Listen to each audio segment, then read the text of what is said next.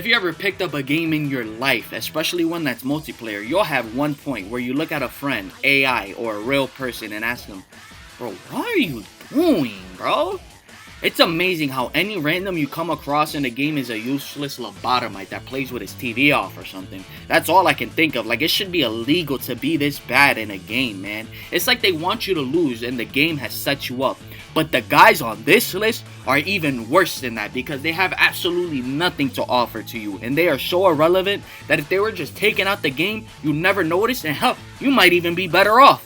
These guys today got you smashing your remote in irritation and yelling, what are you doing, bro? Useless. I'm Big Nasty, and I'm here to prove my use, counting down the top 10 useless characters in gaming. I'm already proving my worth, so why don't y'all just stop being useless and like, comment, and subscribe? Did y'all do it? You better have done it. Useless mother. Number 10.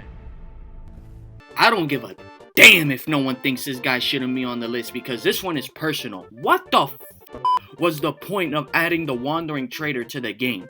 Bro follows you around all day, whether you're in your house, a cave, or actual hell. And even worse, he brings around 2 annoying ass llamas going meh every 5 minutes. So what do? I kill him and the llamas, and yet somehow this man has access to the time stone and is pulling a Doctor Strange. Dormammu, I've come to bargain.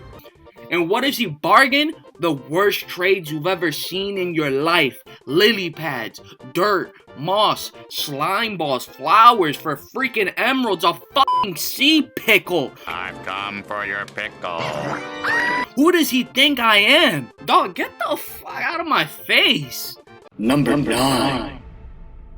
I love Dan as much as the next guy. He is actually a goated character, but I don't like liars, and I'd be lying if I tried to say this man wasn't useless.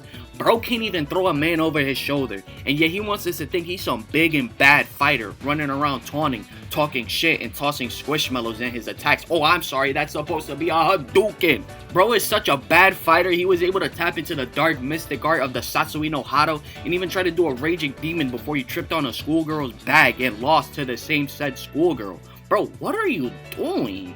Beware the glory of Psycho. Number 8. Mario Kart DLC is on the horizon. We are on quite the come up since my boy Diddy and Funky finally got added to the game after like a decade. But them taking so long hurts even more when you remember Mario Kart 8 originally launched with like 8 characters, and one of them was Pink Gold Peach.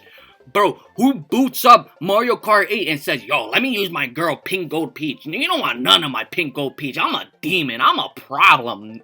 No one.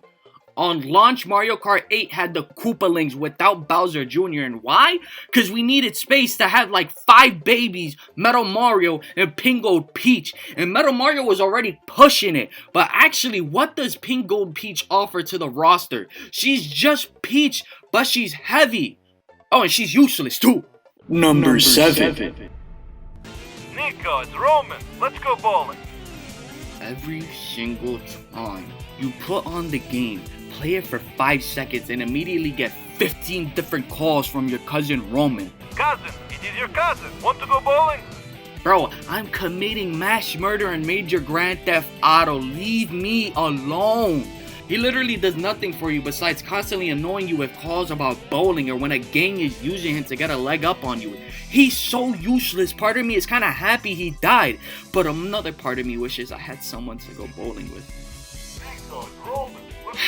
Part of me can still hear him. Number 6.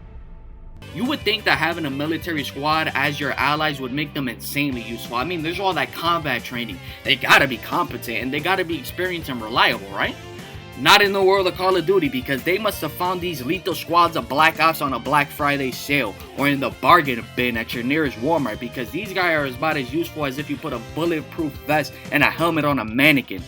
They have stormtrooper aim and cannot hit a single bullet even if the enemy is in front of them. And they don't even distract the enemy because all of them shoot at you anyway. So what's the point of even bringing them on?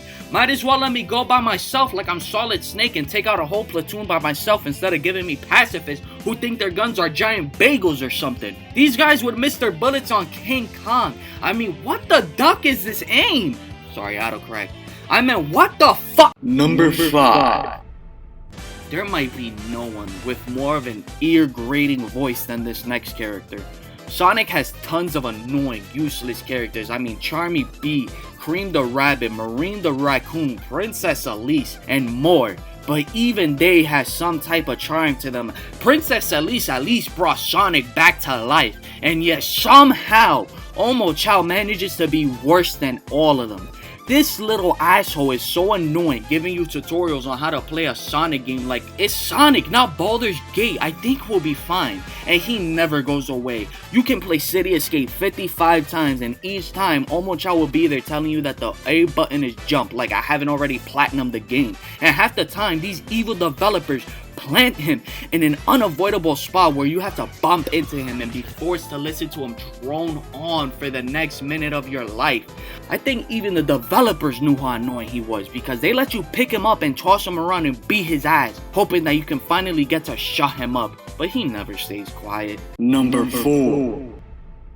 Go on the quest of champions and become the grand champion of the arena in Elder Scrolls 4, and life seems good. You're grand champion, you are highly respected, and you even get a crowd of beloved fans until you realize that some of these fans are the absolute worst. The adoring fan shows up after you become grand champion and he promises you everything he can provide, and you instantly find out that he's just capping out his ass, because get into one fight with him at your side and he'll hide like a punk, somehow drawing more enemies to you in the process. The only good thing this guy brings is that you get to have some fun finding new ways to kill him, until he becomes a rapper, changes his name to Eminem, and goes on to write a song about his life's work. Truly yours, your biggest fan, this is Stan. Number 3.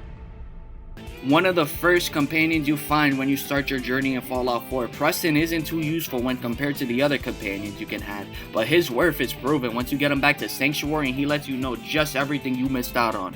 Attention soldier, another settlement needs your help. Another settlement needs our help.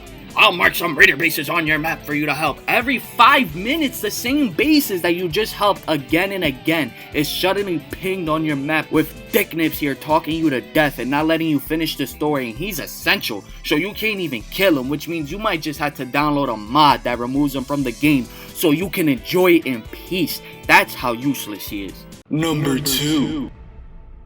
This one is real personal. Borderlands 3 story left a lot of missed potential on the table, and it was underwhelming to a lot of the people that played it, myself included. And you know what? It's all cause of useless Ava. Maya! Hey! Useless, useless, useless. This is below useless, and an actual waste of resources, breath, and space. All she does is walk around, complain about everything, and get herself into trouble that we have to bail her out of. And then she goes and gets Maya killed, and goes right back to being a whiny, spoiled, big-nosed, crooked back SOB. What were they thinking adding her into the story? Nobody likes her, and I see the plan for her and her development and becoming the Siren in the next game, but I need something to cling on to, and I got nothing here. This girl is damn useless, man. I can't stand her. Oh, sorry, autocorrect. I meant, I hate you, you stupid motherfucker. I hope that gun in your hand explodes and you end up at the bottom of the fucking sea where I can never see you again, you goddamn useless knuckle dragon, stumpy legs, baboon face bitch. Okay, before I get heated, let's cool down with a recap of the top 10 useless characters in gaming. Number 10, Wandering Trader. Number 9, Dan Hibiki. Number 8, Pink Gold Peach. Number 7, Roman Bellic. Number 6, the COD AI. Number 5, Omochao. Number 4, Adoring Fan. Number 3, Preston Garvey. Number 2, Ava. Number 1.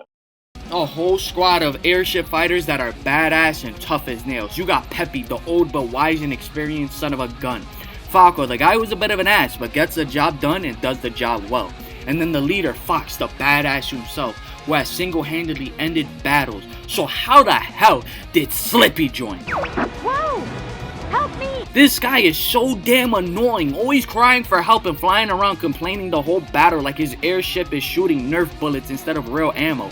Whoever's job it was to do all the training for the Star Fox Elite must have called in sick the day they had to train Slippy, because he adds nothing, absolutely nothing to the team besides a giant meat bag you have to protect. This is really starting to pick me off!